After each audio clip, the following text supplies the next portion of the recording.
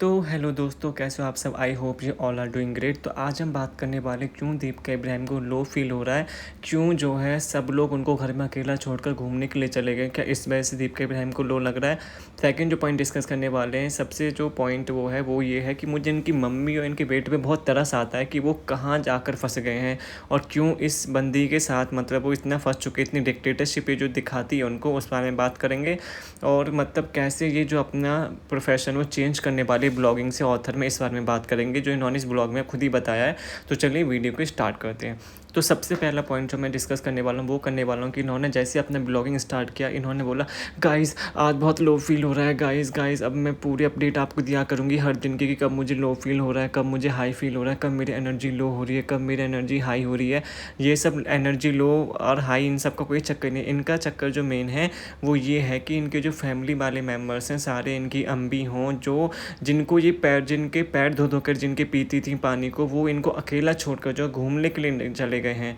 क्या वो 1 महीने तक का वेट नहीं कर सकते? 1 महीने के लिए क्या हो जाता, क्योंकि ये इन्होंने खुद प्लान बनाया कि दीपिका के बर्थडे पर जो है बाहर घूमने जाने वाले हैं। बट उनको ये था कि उन्हें जाना ही जाना है, चाहे ये लोग साथ जाएँ चाहे ना जाएँ, क्योंकि उन्हें कुछ परवाह ही नहीं है, उन्हें कुछ फ़िक्र नहीं है, उन्हें कुछ पड़ता ही नहीं है कि चाहे ये घर पे रहें चाहे वो उनके साथ जाएँ। तो इसलिए वो अकेली चले गई। इसलिए मैडम घर पर अकेली, इसलिए मैडम को लो फील हो रहा है। इसलिए मैडम अब पछता रही होंगी अपने कर्मों में, अपने पछता रही होंगी अपने जो उन्होंने कर्मास किए हैं। मतलब कैसे ये जो अपनी लॉस के पीछे भागी रहती थी। यार एक एक बात मैं आप लोगों को बता रहा हूँ कि ये बात सच है कि जैसे अगर कोई गर्लफ्रेंड बॉयफ्रेंड है, हस्बैंड वाइफ है, जिनकी लव मैरिज हुई है, उसमें अगर जिसमें एक इंसान जो सबसे ज़्यादा प्यार में होता है ना, वो उसको दबना ही पड़ता है, दूसरे इंसान को कोई फिक्र नहीं होती। जैसे यहाँ पे दीपिका शोएब के में चक्कर उसमें ले लो, यहाँ पे दीपिका जो है वो ज़्यादा प्यार में थी शोएब के, ये ज़्यादा पीछे पड़ी हुई थी। इनको पता नहीं क्या ऐसा जनाब में दिखा, क्या ऐसा लगा, कौन सी फैमिली उनकी पसंद आई इनको, जिसमें पीछे पड़ गई थी। तो इसीलिए जो है इनको लाइटली लिया उनके ससुराल वालों ने भी और शोएब इब्राहिम ने भी। पहले तो इनको लाइटली नहीं लिया था, क्योंकि उन लोगों को पता था कि सारे पैसे वगैरह दीपिका इब्राहिम से ही आ रहे हैं, यही उनका खर्चा उठा रही है, उनके जनाब का भी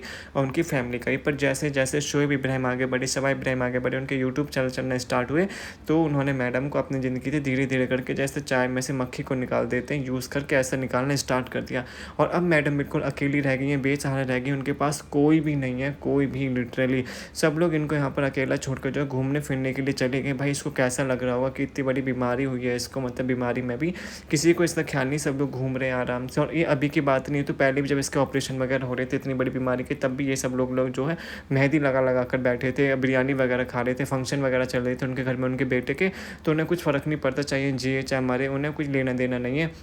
दीपिका इब्राहिम ही थी जो पीछे पड़ी रहती थी कि हाँ मेरे ससुराल वाले इतने अच्छे हैं, मेरा हस्बैंड इतना अच्छा है। वो अब इनको पता चल रहा होगा ये लोग कितने अच्छे हैं और इन्होंने कितना ज़्यादा टाइम जो इनको पर वेस्ट कर दिया। अगर वो अपने ऊपर वेस्ट करती तो शायद वो आज अलग ही होती। और आज जिस हिसाब से ब्लॉग बना रहे कि लो फील हो रहा है, ये हो रहा है, उनके चेहरे से देखिए भाई इनकी हालत कैसी हो गई है। इनको साफ पता लग रहा है कि इनको कितना ज़्यादा सदमा है इन सब चीज़ों का, कि जिन लोगों के लिए इन्होंने इतना सब कुछ किया वो अब इनको मतलब पूछ तक नहीं रहे। इनको एकदम ऐसे कोने में जैसे एक भिखारी बैठा रहता है ना, एकदम ऐसी हालत इनकी हो गई है। और सेकंड पॉइंट जो हम डिस्कस करने वाले थे वो करने वाले थे इनकी मम्मी के ऊपर। भाई मुझे इनकी मम्मी पे इतना तरस आता है ना, इस उम्र में आकर, भले ही चाहे यार तुम, मतलब मैं बोलता हूँ तुमने उनको घर दिलाया है, जो भी चीज़ें दिलाई हैं तुम दिलाते हो उनको, कपड़े वगैरह, पैसे का रौब जमाती हो, पर ये उम्र उनकी ये सब करने की, ये उम्र है उनकी आराम करने की। क्या तुम पुणे से उनको मुंबई इसलिए लाई थी उनको? इससे बढ़िया तो यार तुम पुणे में अकेले रहने नहीं दी उनको। तुम ये रिस्पॉन्सिबिलिटी उठा रही हो अपने बच्चे की 24/7 तुम नैनी उनको बनाकर रखती हो, उनसे दौड़ाती रहती हो, उनको खाना पीना सब वो करा रही हैं। क्या तुम एक नैनी हायर नहीं कर सकती उसके लिए? और ये सबको पता है कि भाई कि इनका बेटा जो है वो नॉर्मल नहीं है, वो थोड़ा एबनॉर्मल है, जो उसकी डेवलपमेंट हो रही है और लोगों के हिसाब से वो कम है और बच्चों के, और इसमें कोई गलत बात नहीं है। मैं आपको पहले बता दूं हर बच्चा सेम नहीं होता, इस ओके, इसमें कोई इसको बैश करने वाली वो करने वाली बात नहीं है। अगर ये ऑडियंस को बता देंगे, इसमें जो ज़्यादा छुपाते हैं ना उसमें फिर ज़्यादा ऑडियंस इनको बैश करती है, क्योंकि यार ब्लॉग में साफ साफ दिख जाता है कि आपका बच्चा इतना नॉर्मल नहीं है जितना आप दिखाने की कोशिश करते हो। उसमें कुछ प्रॉब्लम्स हैं, उसमें जो ग्रोथ की प्रॉब्लम्स हैं वो दिखती हैं साफ साफ। वो और बच्चों से थोड़ा पीछे है तो कोई बात नहीं है ना, आप दिखा दो। पर अपनी मम्मी को मतलब ऐसे यूज़ करना, मतलब आप मुंबई इसलिए लाए थे उनको कि आप पूरे 25/7 उनको जो नैनी का काम पकड़ा सको, भाई ये बहुत गंदी बात है। बहुत ये अच्छे पेरेंट्स थे, अच्छे बच्चों की बिल्कुल भी वो नहीं है कि मतलब अपनी मम्मी को तुम 24/7। और वहीं शोएब इब्राहिम को देख लीजिए, अपनी उनकी मम्मी को नहीं सबा के घर वो कुछ काम करती, नहीं अपने घर कुछ काम करती हैं, और नहीं इनके घर आती है इनके बेटे को खिलाने। तो शोएब इब्राहिम भी तो अपनी मम्मी को बोल सकता है, बल्कि दादी का ज़्यादा फ़र्ज होता है कि वो अपने पोते के साथ खेलें, उसकी सारी चीज़ें करें, मालिश करें, उसको नहलाएँ धुलाएँ। पर यहाँ पर तो ये उल्टा ही है भाई, इनकी नानी मतलब इसकी अम्मी सारा काम कर रही है, शोएब की अम्मी कुछ नहीं करती। तो यही होता है, मतलब जो ज़्यादा प्यार में पागल होता है ना, वही ज़्यादा दबता है। और यहाँ पर शोएब इब्राहिम जब उसको दबा रहे हैं, यहाँ पे साफ साफ पता चल रहा है। वरना क्या वो अपनी अम्मी को नहीं बोल सकते कि अम्मी आप क्यों नहीं काम करती, आपका भी तो पोता है वो ये क्यों रैनू क्यों काम करती है यहाँ पे। और ये देखिए भाई, मुझे इसके बेटे के लिए बहुत पीटी फुल होता है, जो ये करती रहती थी ना अपने ब्लॉग्स में कि मुझे बहुत पीटी हो रहा है, आप लोगों के ऊपर बहुत पीटी पीटी पीटी करती रहती थी। भाई अपने बच्चे को देख ले, मतलब इसके बच्चे के नहीं कोई दोस्त है, इतना बड़ा हो गया नहीं कोई है, मतलब यही 2-3 लोग इसके आसपास, इसकी एक अम्मी हो गई, एक मम्मी हो गई, रैनू दादा, कैनू दादा, पैनू दादा, जो भी हैं उनके तीनों घर में, उनके आगे पीछे वो मंडराता रहता है, उनके साथ ही खेलता रहता है। भाई मतलब ये कैसा एनवायरनमेंट है अपने बच्चे को दे रहे हैं यार। जब तुम अब बच्चों के साथ उसे खेलने नहीं दोगे, घुलने नहीं दोगे, उनसे बहुत असर होता है। आपने देखा होगा जब ये आया था ऊपर, जब इसका ऑपरेशन था, जब ये सबा इब्राहिम के पास रहने जाता था, तो वहाँ पे वो अलग दिखता था, मतलब जो ये अपने घर में रहता था, मतलब अजीब अजीब सा, वहाँ पे वो थोड़ा खुल के बात कर रहा था, बहुत सी चीज़ें कर रहा था। तो यही अंतर होता है, अगर तुम उसको बच्चों के साथ खेलने दोगे, कुछ चीज़ें उसको कुछ टाइम उसको बच्चों के साथ स्पेंड करने दोगे अपनी निगरानी में, ऐसा नहीं बोल रहे कि उसको छोड़ ही दो अकेले, पर जब अपनी निगरानी में तुम उसको ध्यान दोगी तो उसमें चेंजेस आएंगे, उसकी ग्रोथ तेज़ी से बढ़ेगी और ज़्यादा। जिस हिसाब से तुम उसको घर में कैद करते रखती हो, 3-4 लोग ही उसके आसपास रहते हैं, तो ये बहुत ही गलत बात है। आप लोग मुझे कमेंट सेक्शन में बात ज़रूर बताना कि आप लोगों को क्या लगता है इसमें। और थर्ड हम बात करने वाले हैं कि भाई ये मैडम के पास जब कंटेंट की इतनी कमी है, तो मैडम यहाँ पे चोरी करने लगी हैं गाइज़। यहाँ पे इन्होंने अपनी डायरी निकाली, और ये तो हम लोगों को भी नहीं पता, इन्होंने बताया कि ये 2016 की है। तो भाई हमें तो डायरी में नहीं दिख रहा, आपने तो डेट वगैरह में नहीं दिखाई कि 2016 की है कि अभी अभी की तुमने लिखी है। तो यहाँ पे मैडम को जो है रेडिट वालों ने जो है एक्सपोज कर दिया एकदम, क्योंकि मैडम ने जो शायरी सुनाई थी वो है कॉपी पेस्ट। जी हाँ, मैडम जो है डब्बा की तरह एकदम कॉपी पेस्ट करने में माहिर हो चुकी हैं, क्योंकि उनको पता है कंटेंट उनका चल नहीं रहा है, यूट्यूब उनका एकदम ठप हो चुका है, ऑपरेशन के बाद उनके व्यूज़ नहीं आ रहे हैं, तो कुछ तो नया करना पड़ेगा। तो यहाँ पर ये उन्होंने सोचा कि हम कुछ नया करने की कोशिश करते हैं, बट यहाँ पर भी दूसरों की चीज़ें इनको उठानी है वहाँ से। तो इन्होंने, एक इंसान है फेसबुक पर, मैं नाम नहीं लूँगा उनका, तो वहाँ से उसकी जो पोएम है वो उठा के यहाँ पर चेप, तो फिर ये बोलते कि वो 2016 से ही है, बल्कि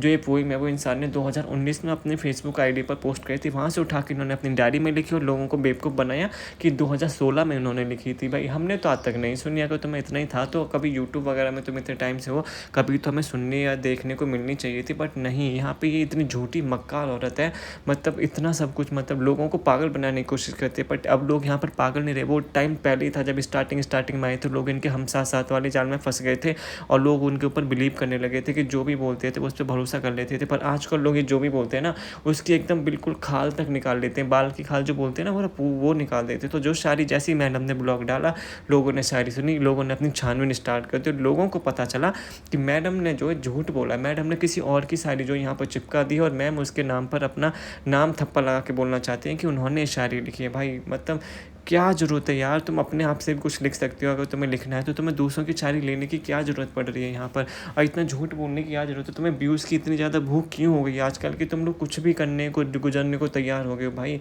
मतलब तुम्हारी फैमिली वाले तो तुम्हें तवज्जो दे नहीं रहे, अब तुम्हें ऑडियंस भी तवज्जो नहीं दे रही है भाई, मतलब बिल्कुल भी इनको, इनके जो व्यूज़ हैं, बल्कि सबसे बड़ी सेलिब्रिटीज़ इनके घर में दीपिका इब्राहिम है, पर अगर व्यूज़ आप देखोगे तो शोएब इब्राहिम और शबा इब्राहिम के ज़्यादा है। तो ऐसा कैसे हो सकता है भाई, जब तुम इतना बड़ा फेस हो कलर्स टीवी का, वो भी इतने बड़े शो का आप फेस रही हो, इतने सारे फैंस आपके हैं, बल्कि इनके नाम पे अगर वो वीडियो डालते तो उनके ज़्यादा व्यूज़ आते, तो इनके क्यों नहीं आ रहे, इनके खुद के चैनल पे इतने व्यूज़ क्यों नहीं आ पा रहे। ये बात एकदम सोचने वाली बात है भाई, सही में बहुत ज़्यादा सोचने वाली बात है कि इतना बड़ा फेस होने के बाद भी ये उन दोनों से पीछे रह जाए, स्पेशली शबा इब्राहिम जो टीवी का फेस भी नहीं। शोएब इब्राहिम तो चलो मान सकते हैं, उन्होंने गाने वगैरह किए हैं, 1-2 सीरियल्स भी किए हैं, बट इन शबा इब्राहिम ने तो ऐसा कुछ नहीं किया। उन्होंने तो यूट्यूब से इतना ज़्यादा फ़ैन कमा लिया कि वो इन दोनों को पीछे छोड़ दिए, तो उनकी हर वीडियो जो वो 1 मिलियन से आगे चली जाती है हर बार, मतलब उनकी 10 लाख से ऊपर जाती है, और इनकी 3-4 लाख पे अटक जा रही है दोनों की। तो आप लोग बताइए ऐसा क्यों हो रहा होगा, और क्या कमी इन्होंने ऐसी करी, और ये झूठ क्यों बोल रहे हैं बार बार, कभी अपने बच्चे को लेकर, कभी अपने मम्मी को लेकर, कभी खुद को लेकर, कभी शायरी को लेकर, मतलब क्या इतना है भाई, क्यों इतना झूठ बोलना है।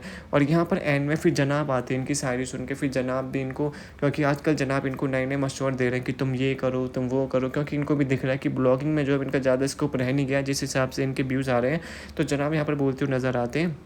कि दीपी दीपी तुम्हें ना बुक लिखनी चाहिए, तुम एक ऑथर बन चुकी हो, जिस हिसाब से तुम एक इंटीरियर डिज़ाइनिंग भी हो, फैशन डिज़ाइनिंग भी हो, एक अच्छी माँ तो चलो तुम कभी नहीं बन पाई, तुमने अपनी बेटी को छोड़ दिया था, तुम अच्छी बहू बनने की तुमने बहुत कोशिश करी, उसमें भी तुम थोड़ी थोड़ी हो ही गई चलो पास, बट अब तुम एक नया और स्टार्ट करो, तुम अपना या तो पॉडकास्ट चैनल स्टार्ट करो या तुम ऑथर बन जाओ बुक की, या बुक लिखना स्टार्ट करो। तो जैसे ही उन्होंने बोला कि ऑथर बन जाओ बुक वगैरह लिखो, तो इनका मुँह देखिए, वो बोलती है शोभी क्या बोले जा रहे हो यार तुम, शोभी क्या बोले जा रहे हो यार तुम, ये तो मैं लोगों को दिखावा कर रही हूँ, ये तो मैं लोगों की शायरी उठा उठा कर यहाँ पे चिपका रही हूँ, तो मैं क्या सही में लगता है मैं लिख पाऊंगी है, ऐसे ऐसे कैसे बातें करते हो यार तुम ब्लॉगिंग में है। तो मैं समझ नहीं आता कि मतलब मैं सिर्फ लोगों को पागल बनाने के लिए कर रही हूँ कि थोड़े व्यूज़ वगैरह मेरे पड़ जाए, लोगों को लगे कि ये देखिए मैं कितनी मल्टी टैलेंटेड हूँ, पर तुम्हें नहीं पता मैं कितनी मल्टी टैलेंटेड हूँ, मैं सारी काम झूठे दिखाती हूँ 11-12 ब्लॉग में, क्या लोगों को पता चल जाएगा। पर मैडम जी लोग बहुत स्मार्ट हो चुके हैं आजकल, वो पकड़ लेते हैं, उनके चेहरे पे देखे साफ साफ लग रहा है कि ये लिखना फिकना कुछ नहीं है, बस ऑडियंस को पागल बनाना, जो अब तक ये बनाते आए दोनों मियाँ बीवी मिलकर, और जो इनकी नंद वो डब्बा भाभी जो है, इनकी डब्बा आपी जो है, वो जो बनाते आई है ना, पर अब वो नहीं चलेगा यहाँ पर। तो आप लोग ज़रूर बताना जो मैंने यहाँ पर पॉइंट डिस्कस करे, रूहान वाला, इनकी मम्मी वाला, कि मतलब उनकी केयर इनको करनी चाहिए कि नहीं, बुढ़ापे में बच्चे ही तो सहारा होते, बल्कि तुम